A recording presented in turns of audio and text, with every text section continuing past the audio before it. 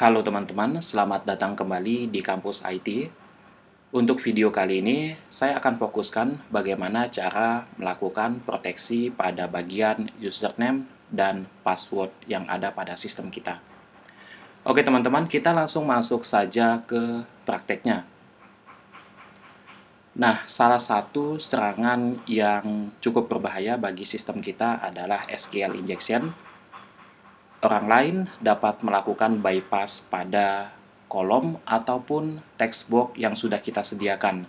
Contohnya saja di bagian form login ini, kita sudah menyiapkan atau menyediakan dua buah text box yang digunakan untuk mengentrykan username dan password si user yang ingin login. Nah, ini bisa saja dimanfaatkan dengan salah oleh orang yang tidak bertanggung jawab, misalkan. Nah, salah satu tekniknya itu adalah dengan melakukan bypass seperti yang saya katakan sebelumnya. Misalkan ya teman-teman, di sini saya sudah siapkan kode ataupun string yang bisa digunakan untuk melakukan bypass password maupun username-nya. Saya akan copy saja di sini, copy paste ya. Saya akan salin untuk kode ataupun string-nya di sini. Oke, sebentar, kita akan bagian bawahnya saja yang saya copy. Karena maupun untuk username dan passwordnya itu sama saja kode yang digunakan ya. Oke, sudah saya copy, kita salin dulu. Copy ya. Kemudian di sini kita paste. Begitu juga dengan di bagian passwordnya, menggunakan kode ataupun string yang sama dengan yang di bagian username-nya. Saya paste juga.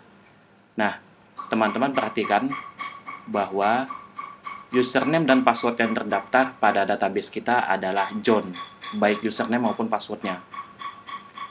Sedangkan yang kita gunakan di form login ini adalah username dan password yang berbeda dari yang kita daftarkan di tabel pada database kita.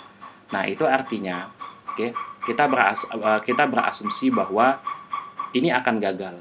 Kenapa? Karena username dan password yang kita masukkan itu tidak sama dengan yang di database. Jadi asumsi awal kita ini akan gagal. Kita coba saja. Nah, tapi ternyata ini berhasil. Dengan menggunakan string ataupun kode yang tadi, kita bisa masuk ke dalam sistem yang sudah kita buat. Nah, ini akan sangat berbahaya sekali bagi sistem kita. Jadi, jika ada orang lain yang tidak berhak untuk mengakses sistem kita, nanti dia bisa masuk menggunakan kode ataupun string yang tadi saya contohkan. Itu akan sangat berbahaya sekali. Nah, kita bisa mengamankan teknik bypass ini dengan menggunakan salah satu fungsi ataupun metode yang sudah disediakan oleh PHP. Oke, caranya seperti apa? Metodenya seperti apa? Di sini saya langsung saja tambahkan nama metodenya yaitu ataupun kode daripada metode ataupun fungsinya yaitu mysql underscore trail underscore lagi escape underscore lagi string. Seperti ini. Jangan lupa kurung bukanya, kemudian kurung tutupnya di bagian akhir post username-nya ya teman-teman. Nah, di sini. Oke, jangan lupa bahwa function ataupun metode ini memiliki dua parameter. Parameter yang pertamanya itu adalah MySQL driver-nya. Nah, MySQL driver-nya itu adalah $koneksi. Kita tambahkan saja ya, koneksi. Jangan lupa koma sebagai pemisah ataupun delimiternya. Oke, ini adalah parameter yang pertama. Kemudian parameter yang keduanya adalah si username yang diinputkan oleh user di bagian form login-nya. Ya, seperti itu. Kemudian untuk yang bagian password, kita juga lakukan proteksi yang sama. Misalkan di sini saya tambahkan saja fungsinya. Saya copy ya teman-teman. Kita copy saja. Kemudian saya paste di bagian passwordnya. Kita paste. Jangan lupa untuk menambahkan kurung buka dan di bagian akhir kurung tutupnya. Oke. Kemudian jangan lupa juga untuk menambahkan parameter yang pertama yaitu MySQL driver-nya. MySQL driver-nya sama ya, koneksi. Jangan lupa menggunakan koma untuk pemisah ataupun delimiternya. Kalau sudah kita save saja. Kemudian saya akan melakukan uji coba lagi. Ini saya back saja ya. Oke, kita reload dulu. Nah, saya akan menggunakan kode ataupun string yang tadi saya gunakan ya. Apakah berhasil atau tidak? Harusnya tidak ya, karena kita sudah menambahkan fungsi yang ini tadi, MySQLi rel escape string. Harusnya tidak bisa. Harusnya gagal login ya. Oke, kita coba saja. Nah, yang ini dia. Ini akan saya copy paste lagi, kita salin. Kemudian kita tempel di bagian passwordnya, kita paste. Oke, saya lakukan login lagi ya teman-teman. Nah, di sini sudah gagal login. Artinya apa? Artinya kita sudah berhasil mengamankan username dan password kita dari salah satu serangan yang bisa saja dilakukan oleh orang lain, yaitu bypass. Oke?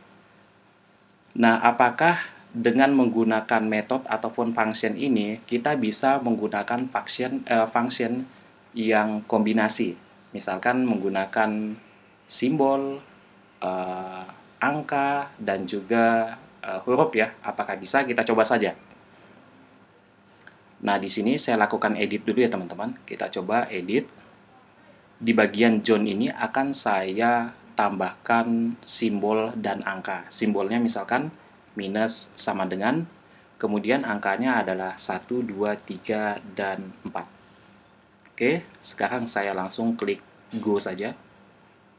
Oke, kita sudah melakukan update pada bagian passwordnya. Sekarang kita lakukan uji coba ya.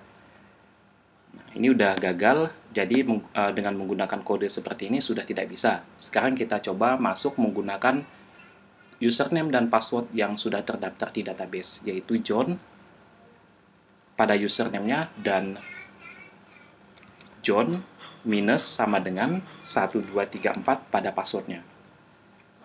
Kita lakukan login ya. Nah, di sini berhasil masuk juga. Jadi, kesimpulannya, teman-teman tidak perlu mengkhawatirkan penggunaan kombinasi angka, simbol, maupun huruf pada bagian passwordnya itu tetap bisa digunakan ya teman-teman. Jadi tidak perlu khawatir. Dengan menggunakan fungsi ataupun metode ini nantinya, apakah nanti passwordnya tidak bisa kita lakukan kombinasi? Nah, ternyata bisa. Oke, seperti itu. Kemudian yang selanjutnya, kita juga bisa mengamankan password kita. Nah, kita bisa mengenkripsi password kita ke dalam bentuk kode yang acak ataupun kode yang random. Nah, di bagian database ini sudah disiapkan metodenya. Oke. Di bagian tabelnya ini silakan teman-teman klik saja edit. Kemudian nanti akan diarahkan ke bagian kolom-kolomnya ya. Nah, di sini ada kolom function. Untuk yang bagian password, itu silakan teman-teman ubah saja. Kemana? Kita ubah ke MD5. Nah, MD5 ini adalah hash cryptographic ya teman-teman. Ini salah satu metode untuk melakukan enkripsi. Nah, dengan menggunakan metode ini nantinya kita bisa mengenkripsi password yang kita gunakan ke string ataupun kode yang random ataupun acak nantinya. Kalau saya klik Go di sini, nah kita sudah berhasil melakukan enkripsi pada bagian passwordnya. Oke, seperti itu ya teman-teman. Nah, kalau teman-teman perhatikan di bagian password atau karakter yang kita enkripsi ini, jumlah karakternya ini lebih dari 30 ya teman-teman. Jadi jumlah karakter yang ada di bagian password atau hasil dari enkripsi menggunakan MD5 tadi, ini jumlahnya sekitar 30-an lebih.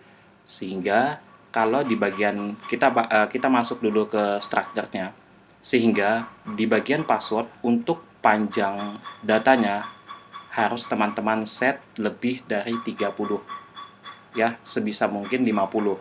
Karena apa? Untuk menghindari terjadinya kesalahan ataupun error nantinya. Seperti itu. Jadi untuk jaga-jaga mungkin di bagian passwordnya bisa teman-teman set panjangnya sebanyak 50 karakter. Sehingga nanti ketika teman-teman melakukan enkripsi tidak akan terjadi kesalahan ataupun error. Seperti ini misalkan ya. Nah, jadi kode ini nantinya akan kita kode ini nantinya walaupun ya, jadi walaupun akun kita ini nanti tersebar di dunia maya ataupun di black market misalkan, ini akan sulit sekali bagi orang lain untuk melakukan decrypt-nya. Ya, seperti itu. Jadi mungkin nanti butuh waktu juga untuk melakukan decrypt pada password kita. Nah, ini salah satu teknik untuk mengamankan password kita supaya tidak mudah dibaca oleh orang lain. Seperti itu. Oke, dengan melakukan enkripsi pada bagian password ini, atau dengan menggunakan metode hash kriptografi MD5 tadi, otomatis kita juga harus menambahkan function lagi di bagian passwordnya ini. Kenapa? Supaya nanti password yang kita entry-kan, yang kita masukkan di bagian form, itu bisa dibaca oleh sistem dan bisa dibandingkan dengan dengan password yang ada di tabel pada database kita. Seperti itu. Oke. Nah, teman-teman cukup menambahkan satu buah function atau metode. Nah, ini metodenya juga tidak terlalu panjang ya, atau fungsinya tidak terlalu panjang ya. Kita bisa menggunakan fungsinya adalah MD5 kurung buka, kemudian di bagian akhirnya kita tambahkan kurung tutup. Seperti ini sudah cukup. Kita lakukan uji coba ya, teman-teman. Kita back dulu, saya reload. Saya gunakan password yang di bagian username John, kemudian passwordnya JHON minus sama dengan 1234. Kalau saya klik login, nah di sini kita berhasil login.